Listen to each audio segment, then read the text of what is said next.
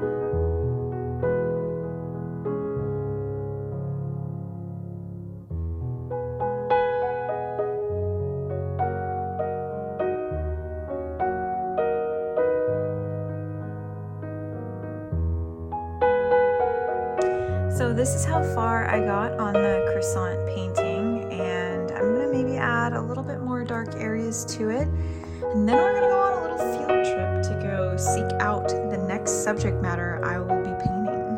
I really hope that you enjoyed the video, and I'll see you in the next one. We're gonna be doing some fun surprises, so stay tuned and please like and subscribe.